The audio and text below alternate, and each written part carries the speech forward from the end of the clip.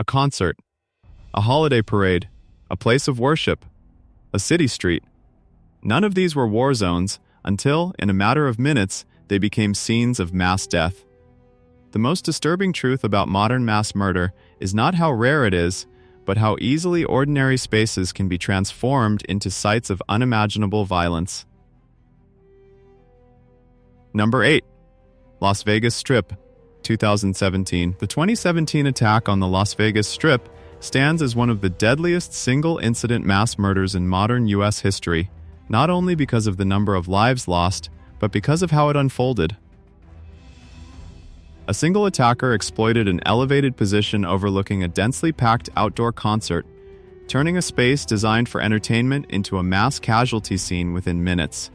The victims were not targeted individually, they were exposed collectively, illustrating how crowd density itself can become a critical vulnerability during large public events. The scale of the incident placed extraordinary strain on emergency response systems. First responders faced confusion over the origin of gunfire, delays in locating the attacker, and an overwhelming number of critically injured victims arriving simultaneously at hospitals. Communication breakdowns, coordination challenges between agencies, and shortages of immediate trauma resources became evident in real time. One of the most significant lessons from Las Vegas was that survival in mass casualty events is shaped as much by the speed and organization of medical response as by prevention. In the years that followed, event security planning, emergency medical staging, and large venue response protocols across the United States were fundamentally reassessed. Number 7. Pulse Nightclub, 2016. The 2016 attack on the Pulse nightclub remains one of the most lethal mass killings in U.S. history and represents a distinct category of mass violence, prolonged, confined space attacks. The combination of a crowded indoor venue, limited exits, and an extended duration dramatically increased casualties. Unlike incidents that unfold and end quickly, Pulse became a drawn-out crisis that blurred the line between mass shooting and hostage situation. Beyond the immediate physical toll, the attack demonstrated how mass violence can be used to terrorize a specific community. The psychological impact extended far beyond those present that night, deeply affecting LGBTQ+ communities nationwide and altering perceptions of safety in spaces meant to offer refuge and belonging. For law enforcement and emergency planners, Pulse became a defining case study in responding to complex, evolving threats. It raised difficult questions about negotiation versus immediate intervention, the timing of tactical decisions, and how to balance the urgency of stopping violence with the risks posed to hostages and responders. Many active shooter response doctrines were re-evaluated in the aftermath. Number 6. Utøya, Norway, 2011. The attacks in Norway in 2011, including the massacre on the island of Utøya, shocked the world not only because of the number of victims, but because they occurred in a country known for low violent crime rates. The event demonstrated that mass murder is not confined to any one culture, geography, or political system. Investigations and later research emphasized that such attacks emerge from a convergence of personal grievance, ideology, access, and opportunity. The tragedy underscored the importance of early detection and intervention along the pathway to violence, rather than relying solely on visible security measures. Number 5. Christchurch, New Zealand, 2019. The 2019 mosque attacks in Christchurch marked a grim turning point in how mass murder intersected with digital technology.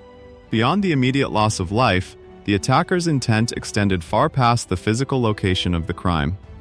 The violence was designed not only to kill, but to be seen, shared, and replicated in ideology. By attempting to broadcast the attack, the perpetrators sought to transform murder into a form of propaganda, amplifying fear far beyond New Zealand's borders. The global response reflected this new reality. Governments, technology companies, and civil society shifted their focus toward the role of online platforms in accelerating extremist content.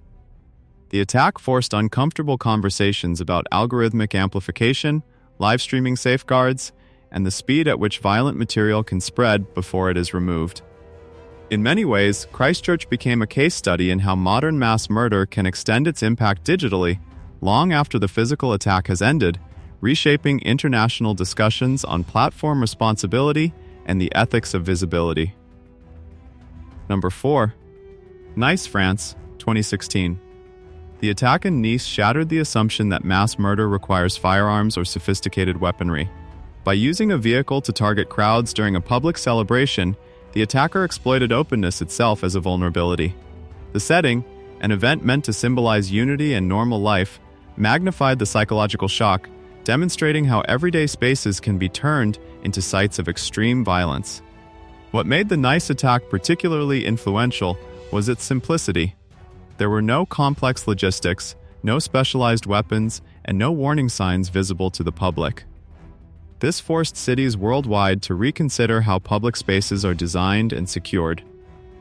Urban planners and security agencies increasingly focused on defensive architecture, physical barriers, and crowd flow management. The attack revealed a harsh truth: systems built on trust and routine behavior can be weaponized when someone deliberately chooses to violate those assumptions.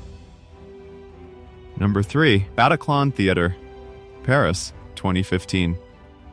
The attack on the Bataclan Theater was one component of a broader, coordinated assault across Paris, but it became the most enduring symbol of that night. The theater represented more than a venue. It was a space associated with culture, music, and ordinary social life. Targeting it sent a message that no aspect of civilian life was off limits. The significance of the Bataclan attack lies not only in the number of casualties, but in the deliberate strategy behind it.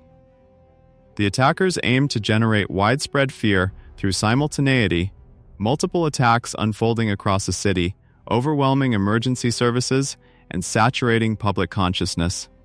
In the years since, security analysts have emphasized that terrorism's impact cannot be measured solely in fatalities. Long-term psychological trauma, disruption of public confidence, and the erosion of perceived safety are central outcomes, often persisting long after the physical damage is repaired. Number 2. Mumbai, India, 2008. The 2008 attacks in Mumbai remain one of the clearest examples of how coordinated violence can paralyze a modern city. By striking multiple locations over several days, including hotels, transit hubs, and public spaces, the attackers created a sense of constant uncertainty. No single area felt secure, and the prolonged nature of the assault intensified fear and confusion. Mumbai fundamentally changed how governments and security agencies think about urban counterterrorism. The attacks exposed gaps in coordination between police, emergency responders, and intelligence services. In response, many countries re-evaluated crisis communication, rapid deployment strategies, and intelligence sharing mechanisms. Hotels, transportation systems, and public venues around the world introduced new security protocols, not because the exact scenario would repeat, but because Mumbai demonstrated how adaptable and mobile mass casualty violence could be. Number 1. Oklahoma City, 1995. The bombing in Oklahoma City stands as one of the deadliest mass murders in U.S. history and remains a defining case of domestic extremism. The use of explosives against a federal building killed civilians indiscriminately, including children, and exposed how vulnerable critical infrastructure was to internal threats. Unlike many mass casualty attacks associated with foreign terrorism, Oklahoma City forced the United States to confront violence originating from within its own society.